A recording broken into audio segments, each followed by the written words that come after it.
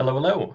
Welcome to the inaugural episode of DataBytes. You may be wondering what a DataByte is. It's an imaginary unit of measurement comprised of about 10 minutes of your time and a series of conversations about the state of data science and structured data today. I'm Merrill Cook, Content Marketing Manager at DiffBot, and today I would like to introduce Julia Wiedmann, who's a knowledge graph researcher at DiffBot. She could probably do a much better job of introducing herself.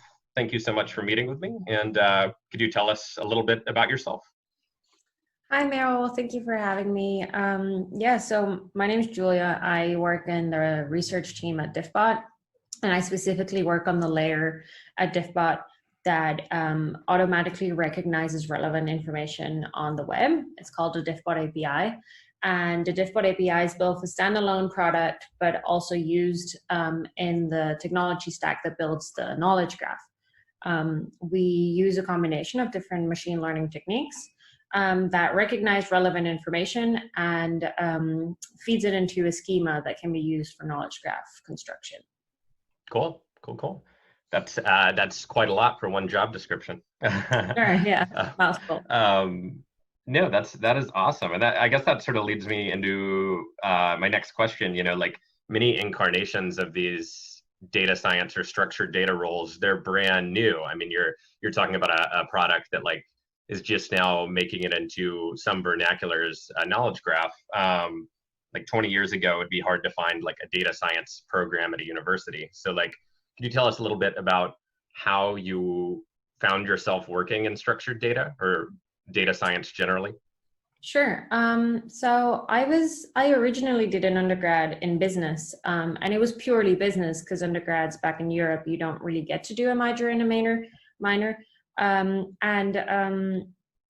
thought it was very interesting, but I always wanted to look more under the hood and understand how it really works. And I figured like with so many of the processes we were talking about, so many could be done better by having some kind of quantitative approach to it. So I started teaching myself enough programming and maths in order to do a computer science degree, and ended up doing a PhD in computer science because I wanted to combine and bring these techniques into the business processes I had learned during an undergrad. My PhD was specifically in web data extraction, so what I do at DiffBot. And then really one thing led to another. I was doing that type of research during the PhD. I met Mike. Mike said, hey, we're doing this at DiffBot. Why don't you do what you would be doing in academia in a production environment? So that's really how I ended up in that type of role. And that role at DiffBot also is a little bit a mix of an engineer and a data scientist, because you don't just purely work on quantitative models, you also have to embed them in the systems that run in production. So it's a bit of a hybrid between an engineer and a data scientist. Interesting. Yeah. It also seems like a nice mixture between applied and research, Sure. It's brand new, you're applying something, so it is research. Yeah, and it's really rewarding as well. So you do research and then you actually see it being used in production. So it's best of both worlds. Totally. Read some about like more academic knowledge graphs, and they have a tiny subset of facts, Mm-hmm.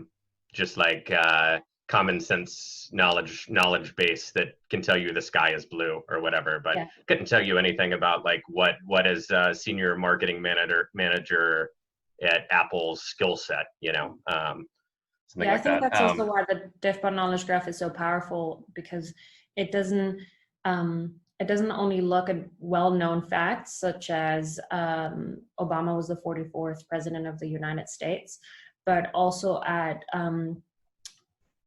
real world small facts such as Julia works for DiffBot. DiffBot is based in Palo Alto. Information that you wouldn't be able to find on well-known knowledge graphs such as Wikibase or Yago. Totally. Yeah. So what you've answered this a little bit, but what do you like the most about working with data?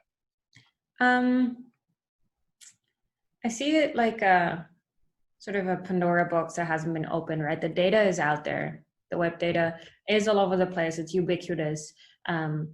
it's democratic in the sense that anybody can contribute to it, but we only now start making sense of it and trying to infer patterns from it and trying to infer knowledge from it. So it's really interesting that you can find patterns and you can find knowledge in this vast majority of data that you wouldn't be able to find if you didn't have the data science and machine learning tools that we're using. So you're almost like a researcher in the wild trying to make sense of things. And I find that very exciting. Interesting. Yeah, totally. And that sort of leads to another question I had, which is, at DiffBot, we obviously work with automated knowledge bases or knowledge graphs, like as opposed to information graphs or data graphs, so like in a strict sense of the word, how do you think that automated systems could actually provide knowledge, like non-human in the loop systems, as opposed to information or data? That's a very good question. It's a hard question. It's a philosophical question. I think it can, but it can only to a certain extent, right? The important thing is that we try and build the systems as unbiased as we can, which is very hard because everybody has their own view of the world, and you automatically, as an engineer, as a data scientist, bring that worldview into your job.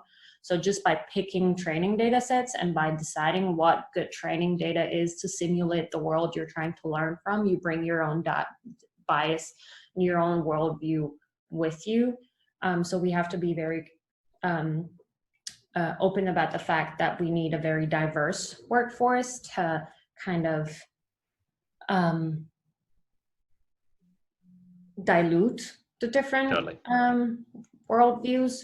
But I think in a short sentence, yes, it's possible, but only to a certain degree. Yeah, fair enough. I guess I'd be interested in your thoughts on like one differentiator between information and knowledge would be like information that you have experience applying, and in a sense, like machine learning is automated experience gathering. So like we are building experience around analyzing something again and again and again. Interesting. Yeah.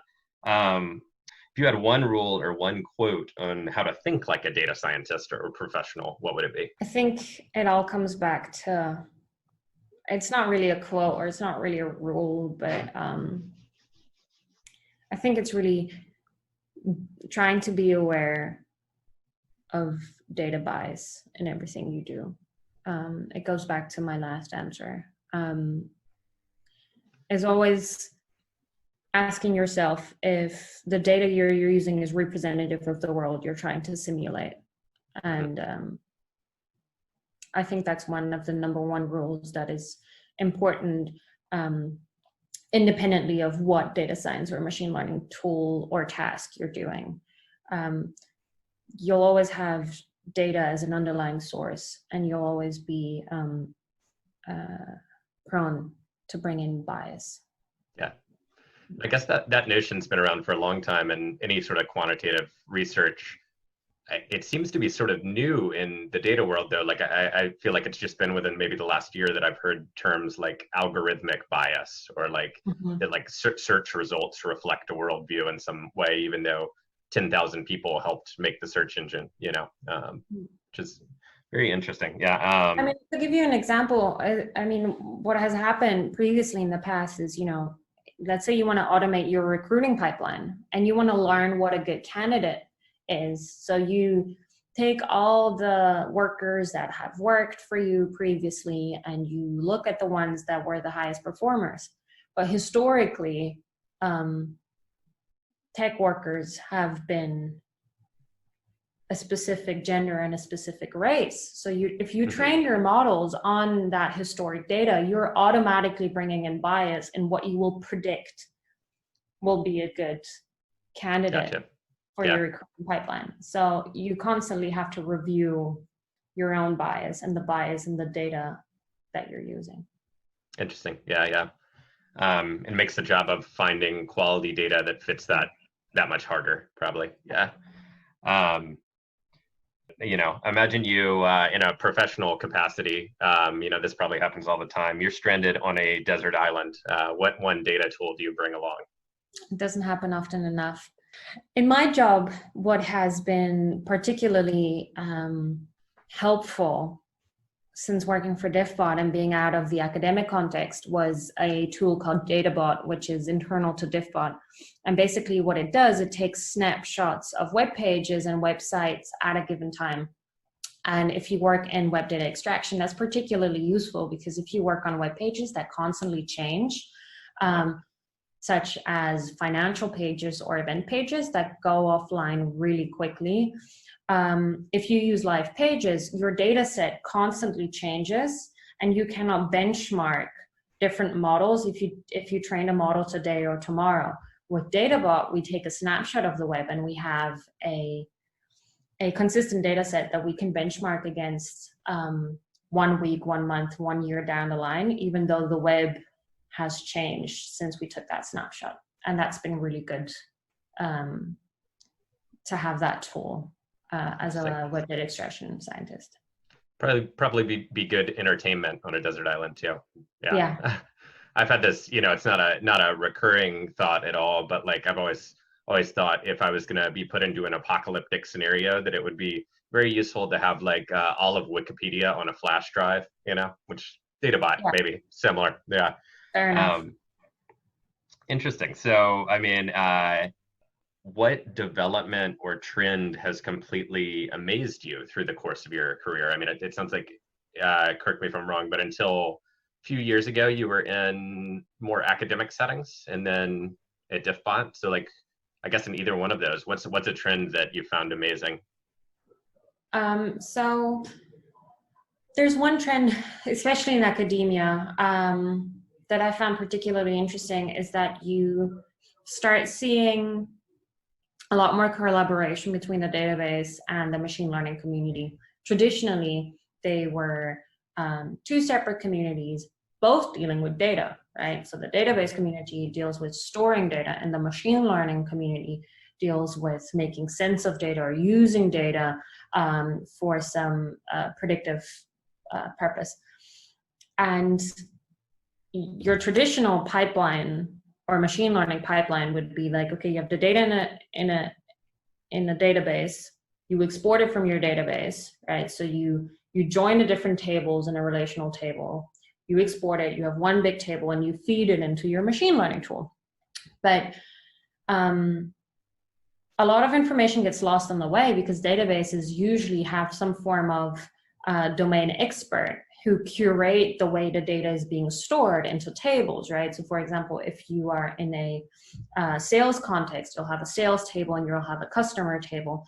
And so you lose a lot of domain knowledge that is implicitly encoded in the schema, right? And now there is this whole new research field that's quite recent in saying, okay, how can we actually train machine learning models within a database to speed up machine learning models, but also to not lose out on the domain knowledge that is encoded in the schemas. And that helps you speed up the models. It also helps you explain the models. So there's new research in like explaining the output of machine learning models, which traditionally are a black box. So I find that very exciting. There's new workshops now at big conferences about, it's called end-to-end machine learning. Cool. That is really interesting. And I think there's like this broader and broader like continuum for knowledge workers where you're expected to know different parts of what were once siloed. It seems like a broader trend. Cool. So like, I mean, this may be the exact same answer, but related question, what do you see as the biggest opportunity in data at the moment? I'm probably repeating myself, but I think a big opportunity is to kind of diversify the workforce that works in machine learning. And it goes back to DataBytes, right? If you want to build products and technology that serve the entire population, it needs to be built by a workforce that's representative of the entire population. Otherwise, your products are always going to be biased and they're not going to serve their purpose. And I think working on creating a more diverse and inclusive and welcoming workplace that traditionally has not been inclusive, I think is a huge opportunity to create better products and better technology.